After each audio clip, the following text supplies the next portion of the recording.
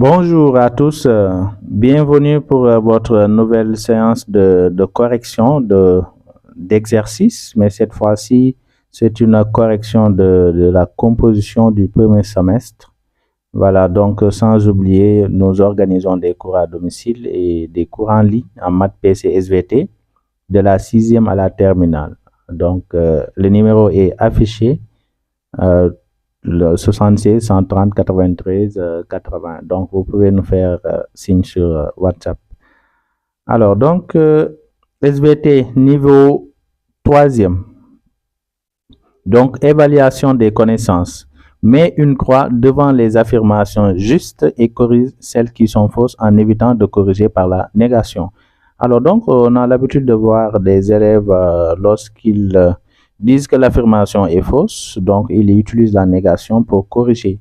Alors, donc, voilà, c'est à éviter. Donc, c'est bien clair ici dans cette consigne. On vous demande de ne pas utiliser la négation. Alors, le diamètre de la pupille augmente quand la lumière est forte. Donc, si vous maîtrisez votre cours, vous saurez aisément que c'est faux. Donc, le diamètre de la pupille augmente quand la lumière est faible. Pourquoi? Parce que la pupille va augmenter de diamètre ou bien diminuer de diamètre en fonction de la quantité de lumière disponible. Maintenant, si la lumière est forte, la pupille va diminuer son diamètre. Donc, le diamètre de la pupille va diminuer pour réduire la quantité de lumière qui pénètre dans l'œil. Sinon, ça peut entraîner ici un décollement de la rétine, par exemple. Donc, c'est un phénomène réflexe, c'est un acte réflexe, donc un acte de protection. Voilà. Donc, lorsque la lumière est forte, donc le diamètre de la pupille va diminuer. Donc, ici, l'affirmation est fausse. Donc, la correction, on peut dire que le diamètre de la pupille augmente quand la lumière est faible.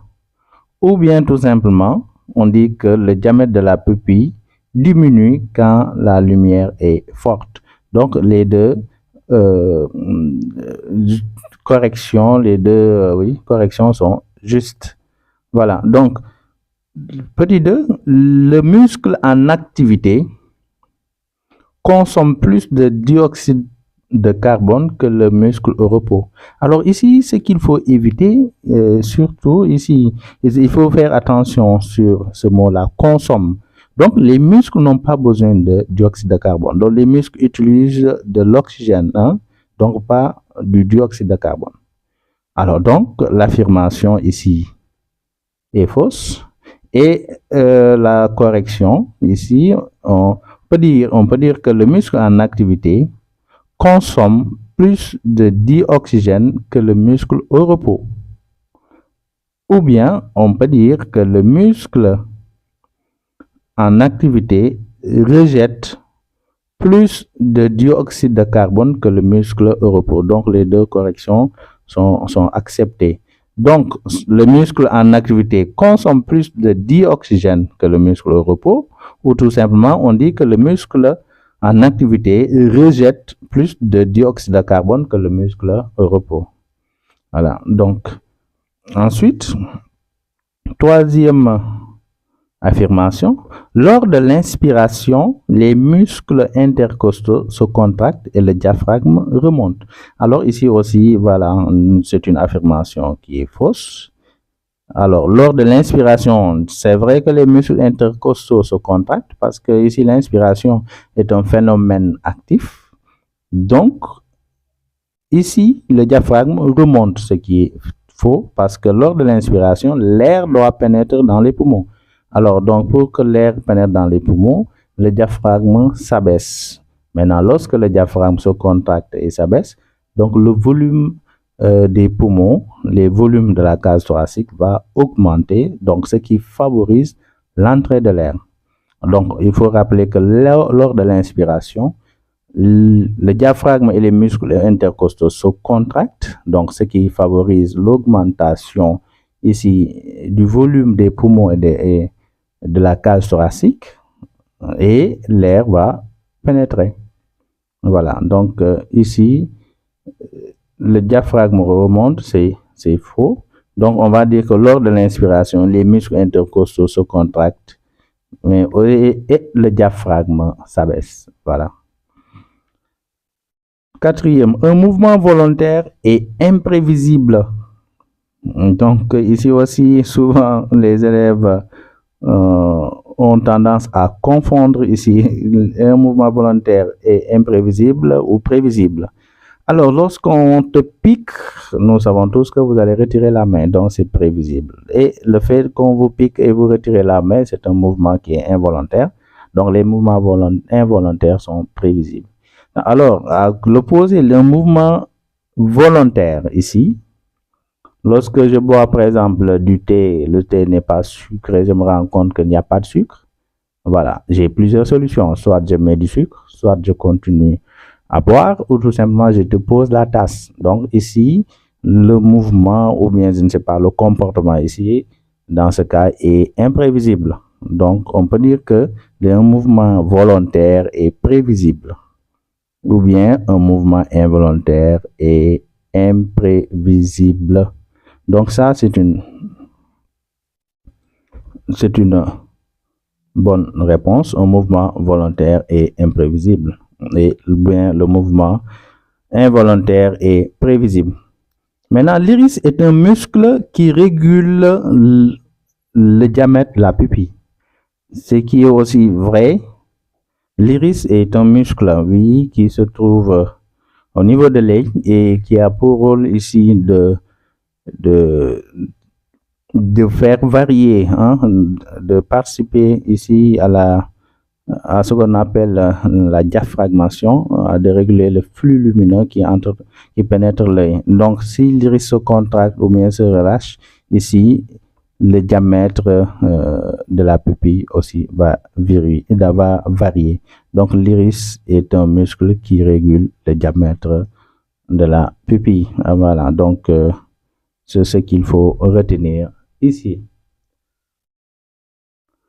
Alors, donc, toujours, n'oubliez pas de vous abonner, de partager, de commenter, voilà, et aussi des suggestions.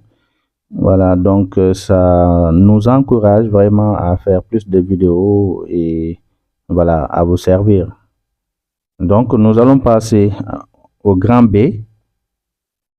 Ici, on demande utiliser les chiffres et les lettres pour associer chaque notion à sa définition et à son rôle, comme dans l'exemple suivant. Par exemple, on a grand 6, 6 et F. Donc ici, vous allez choisir ici un chiffre romain, ici un chiffre 1, 2, 3, 4 à 5 et ici les lettres. Donc on va faire correspondre les notions à sa définition et à son rôle. Donc ici, il faut bien lire les consignes pour pouvoir répondre aux questions. Alors, qu'est-ce qu'on a ici? Artère pulmonaire. Qu'est-ce qu'il faut comprendre? L'artère pulmonaire est un vaisseau. Donc, quand on regarde ici, échange gazeux, vaisseau, donc 1, le grand 1 là, on l'associe à 2. Ensuite, respiration. Respiration, c'est échange gazeux. Donc, en 2, on peut mettre, échange gazeux. En grand 3, inspiration, c'est entrée de l'air. Donc, on peut mettre en 5. En 4, expiration, sortie de l'air. Donc, sortie de l'air des poumons. On peut mettre 3. Et enfin, fréquence cardiaque, donc c'est le nombre de battements par minute. Donc, nombre de battements du cœur par minute, donc c'est 5. Ici, on va mettre 4. Après, on va voir le rôle. L'artère pulmonaire, quel est son rôle? C'est de conduire le sang du ventricule droit vers les poumons. Donc, on va voir ici, voilà, l'artère pulmonaire, ici, transporte le sang aux poumons. Donc, on va mettre C. La respiration, voilà, la respiration permet de produire de l'énergie, c'est vrai. Donc, la respiration apporte l'oxygène. Donc, cet oxygène nous permet de produire de l'énergie. Donc, on va mettre A. l'inspiration apporte l'oxygène. Donc, ici, l'inspiration, qu'est-ce qu'on a? L'inspiration assure un apport en oxygène. Donc, on va mettre B. L'expiration, donc permet d'évacuer le dioxyde de carbone. Donc, on va mettre D. Et enfin, la fréquence cardiaque fait varier la vitesse de circulation du sang. Alors, donc, lorsque le cœur se bat plus rapidement, on va constater que la vitesse du sang augmente. Alors, donc, c'est ce qu'il faut faire dans cette partie. Alors, toujours évaluation des compétences. Donc, comme j'ai dit très souvent, il faut lire, prenez le temps nécessaire pour lire les consignes. Donc, les textes ici peuvent vous donner des informations essentielles pour pouvoir répondre correctement aux questions posées. La ventilation pulmonaire est le renouvellement constant de l'air dans les poumons. Dans ce processus, des variations sur la teneur en gaz ont été notées entre l'air entrant et sortant des poumons. Le tableau ci-dessous montre la composition en dioxygène et en dioxyde de carbone de l'air inspiré et de l'air expiré. Alors, donc le document 1, teneur en dioxygène et en... Donc ici, on a teneur en dioxygène et en dioxyde de carbone entre l'air inspiré et l'air expiré. Alors, donc ici, il faut savoir aussi bien exploiter le tableau. Alors, qu'est-ce qu'on a? On a air inspiré, air expiré, on a les gaz, dioxyde de carbone et dioxygène. Alors, dans l'air inspiré, ici, pour comparer, ici, on demande de comparer les pourcentages en gaz entre l'air inspiré et l'air expiré. Donc, pour comparer, on va comparer le pourcentage de gaz carbonique dans l'air inspiré et dans l'air expiré. Donc, ce qu'il faut éviter ici, c'est de comparer le dioxyde de carbone et le dioxygène dans l'air inspiré. Donc, si vous le faites, vous passez totalement à côté. Donc, vous comparez la quantité de dioxygène dans l'air inspiré et la quantité de dioxyde de... Bon, je répète, on va comparer le pourcentage de dioxyde de carbone dans l'air inspiré et dans l'air expiré. Et on compare le pourcentage de dioxygène dans l'air inspiré et dans l'air expiré. Donc, c'est ce qu'il faut faire. On va comparer d'une part ici et de l'autre part ici. Donc, ne commettez jamais l'erreur de comparer le pourcentage de dioxyde de carbone et de dioxygène dans l'air inspiré. Donc, ne le faites pas. Alors, donc, ici, l'objectif ici, c'est de voir comment varie ici le pourcentage de gaz lorsqu'on inspire et lorsqu'on expire. Voilà, donc pour le gaz carbonique, lorsqu'on inspire et expire, et pour le dioxygène, lorsqu'on inspire et lorsqu'on expire. Alors, donc, compare les pourcentages en gaz entre l'air inspiré et l'air expiré. Donc, nous constatons que l'air inspiré contient ici moins de dioxyde de carbone que l'air expiré. Donc, ici, on a 0,03% et 4,5%. Donc, l'air inspiré contient moins de dioxyde de carbone que l'air expiré. Ou bien, vous pouvez aussi dire que la quantité ou bien le pourcentage de dioxyde de carbone dans l'air inspiré est inférieur à celui dans l'air expiré. Voilà, donc on peut comparer ici. Et aussi que le pourcentage de dioxygène dans l'air inspiré est supérieur à celui dans l'air expiré. Voilà, donc on compare, la comparaison, c'est pas difficile. Donc on peut dire que aussi que l'air inspiré contient plus de dioxygène que l'air expiré. Voilà, contient plus Donc, le tour est joué. Alors, donc, si nous tournons la page, on demande de formuler 2 hypothèses pour expliquer ces résultats. Alors, quels sont les résultats? Tout à l'heure, nous venons de dire que l'air ici, excusez-moi. Alors, nous venons de dire que l'air ici, nous venons de dire que l'air inspiré contient moins de dioxyde de carbone que l'air expiré. Donc, l'air qui entre contient moins de dioxyde de carbone que l'air qui sort. Et que l'air qui entre toujours contient plus de dioxygène que l'air qui sort. Voilà. Donc, quelle hypothèse on peut formuler ici? Donc, si l'air, par exemple, inspire, l'air qui entre contient moins de gaz carbonique, de dioxyde de carbone, que l'air expiré. Donc, on peut dire que l'organisme a rejeté du gaz carbonique parce que c'est 0,03% qui entre, mais on a 4,5% qui sort. Donc, ce qui veut dire qu'on a un surplus. Alors, d'où provient ce surplus? Donc, ça proviendrait par exemple de l'organisme. C'est l'organisme qui va rejeter du gaz carbonique. Donc, première hypothèse, l'organisme rejetterait du gaz carbonique. Alors, deuxième hypothèse, le dioxygène qui entre, ici l'air qui entre, contient 21% de dioxygène. Et lors de l'expiration, lorsqu'on fait sortir cet air, on voit qu'on a 16%. Donc, ça diminue. Alors, quelle hypothèse on peut formuler ici?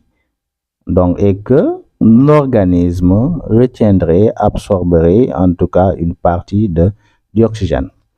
Alors, donc, première hypothèse. Ici, l'organisme rejetterait du gaz carbonique. Et deuxième hypothèse, l'organisme utiliserait l'oxygène. Donc, ce sont les 2 hypothèses qu'on peut formuler en rapport avec ces résultats. Alors, on nous demande, pour comprendre réellement l'origine de ces variations, une étude plus approfondie a permis d'observer la figure ci-dessous, donc c'est ça, montrant une partie des relations anatomiques et les échanges gazeux qui existent entre l'appareil respiratoire et l'appareil circulatoire. Donc, comme je l'ai dit, alors prenez votre temps, étudiez ici le document. Qu'est-ce qu'on a? On a échange gazeux entre l'air et le sang au niveau de l'alvéole pulmonaire. Alors ici, ce que vous avez ici, c'est l'alvéole pulmonaire. Alors l'alvéole pulmonaire fait partie de l'appareil respiratoire. Et ici, on a un capillaire, ici le capillaire sanguin, qui fait partie ici de l'appareil circulatoire. Alors, au niveau des poumons, voilà, comme vous l'avez vu dans le cours, au niveau des poumons, les capillaires sanguins sont en contact ici avec l'alvéole pulmonaire. Donc, l'alvéole pulmonaire est richement vascularisé avec sa paroi fine qui facilite ici les échanges de gaz. Alors, qu'est-ce qu'on constate? Ici, on a sang pauvre en oxygène et riche en gaz carbonique. Donc, le sang qui entre, regardez bien la flèche, ce qui montre que le sang entre. Donc, le sang qui entre est pauvre en oxygène et riche en gaz carbonique. Alors, et ici, le sang ici qui sort, sang riche en oxygène, il était pauvre ici, mais il est devenu riche en oxygène. Alors, il était riche en gaz carbonique et est devenu pauvre ici et en gaz carbonique. Voilà. Et ensuite, on constate que ici, il y a du gaz qui quitte le capillaire vers l'alvéole et ici, l'oxygène qui quitte l'alvéole vers le sang. Voilà, donc ce qu'on a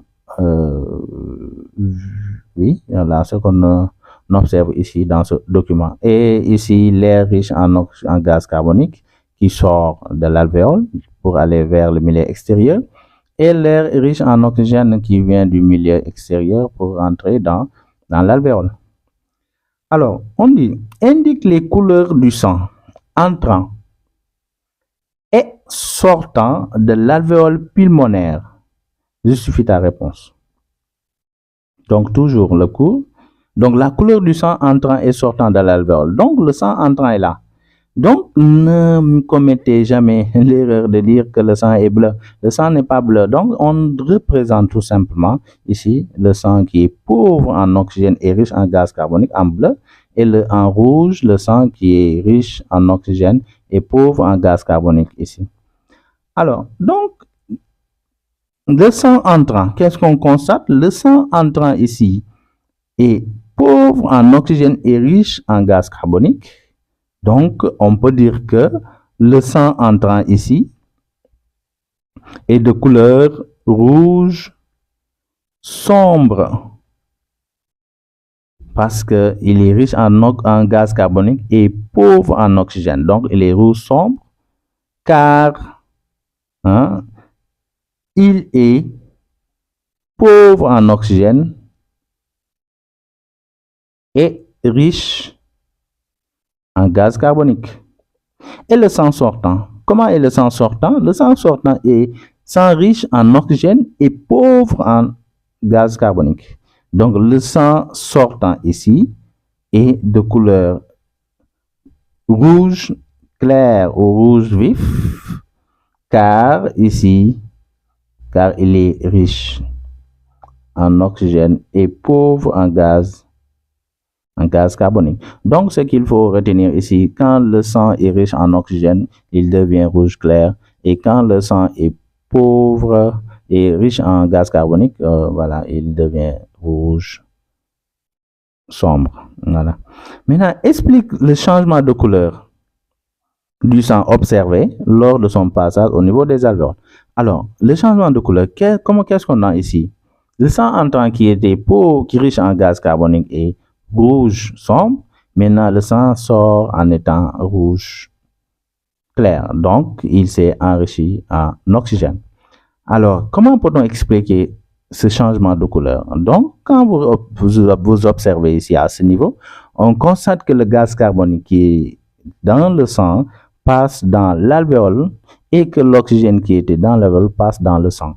Donc, c'est pourquoi le sang va sortir enrichi en oxygène et appauvri en gaz carbonique. Donc, ce changement de couleur est dû tout simplement aux échanges de gaz entre l'alvéole et le sang. Alors, le gaz carbonique, le CO2, quitte le sang vers l'alvéole et l'oxygène passe de l'alvéole au sang. Donc, c'est ce qui explique ce changement de couleur. Alors, les hypothèses formulées en 1, ici, le rejetterie du gaz carbonique utiliserait de l'oxygène, sont-elles vérifiées? Justifie ta réponse. Voilà, donc on peut dire aisément que ces hypothèses ici sont vérifiées. Ils sont vérifiés. Pourquoi? Parce que ici, le sang qui entre ici, voilà, va s'enrichir ici en oxygène et s'appauvrir en gaz carbonique. Donc, ce qui veut dire que l'organisme a retenu ici l'oxygène et a dégagé ou bien rejeté le gaz carbonique dans l'alvéole. Donc, ici, ce qu'on a, les hypothèses ici sont vérifiées. Alors, donc, nous, toujours sans oublier, voilà, donc, aimer, partager, voilà, commenter des suggestions, donc, pour améliorer en tout cas, la qualité des vidéos, mais surtout aussi varier les exercices. Vous pouvez aussi nous proposer des exercices, hein. On est disponible pour cela. Alors, dernier exercice, ce graphique décrit l'évolution de la quantité de dioxygène consommée par une personne avant, pendant et après un exercice musculaire. Donc, vous avez constaté que lorsque vous marchez, par exemple, voilà, il y a une certaine, la respiration est plus ou moins, voilà, normale, mais lorsque vous commencez à courir, par exemple, on constate que progressivement, vous avez des difficultés à respirer, voilà, normalement. Donc, la fréquence respiratoire va augmenter. Et aussi, vous avez constaté aussi que le cœur aussi, le rythme cardiaque va s'accélérer. Et par la suite, on commence à transpirer, hein. Le corps devient, voilà, chaud. Et donc, pour libérer cette chaleur-là. Alors, décrit la variation de la consommation du dioxygène en fonction du temps. Alors, observez bien, comme toujours, document. Alors, on vous demande de décrire la variation de la consommation du dioxygène en fonction du temps. Qu'est-ce qu'on constate? Ici, au repos, la quantité, la consommation du dioxygène reste constant à 0,5 millilitres. Et pendant l'exercice, on constate que la consommation d'oxygène augmente rapidement et atteint une valeur maximale, puis reste constante. Et lors de la récupération, on constate que la consommation du dioxygène diminue rapidement et retrouve sa valeur initiale, c'est-à-dire 0,5 millilitres. Donc, la description, c'est ça. Donc, on va ici, la courbe on a la courbe de variation de la consommation d'oxygène au repos, en exercice et durant la récupération. Voilà, donc pour la description, on constate que au repos, la consommation d'oxygène reste constante à 0,5 millilitres. Pendant l'exercice physique, la consommation augmente rapidement et atteint une valeur maximale, puis reste constante. Et lors de la récupération, elle diminue rapidement et retrouve sa valeur de départ, sa valeur initiale. Donc ça, c'est la description simple, voilà, de notre courbe. Donc apprenez à vraiment décrire, c'est important. Alors donc ici, précise la valeur maximale de dioxygène consommée pendant l'exercice physique. Alors ici, pendant l'exercice physique, qu'est-ce qu'on constate? Que ça augmente rapidement et atteint une valeur maximale et reste constante, puis reste constante. Donc ici, la valeur maximale, il faut bien lire 0, par exemple, ici 0,5, 1,5, 2,5. Donc ici, la valeur maximale est 2,5 millilitres. Donc la valeur maximale ici pendant l'exercice physique est 2,5 millilitres. Alors, on nous demande explique la variation du dioxygène en phase d'exercice. Comment expliquer cette variation?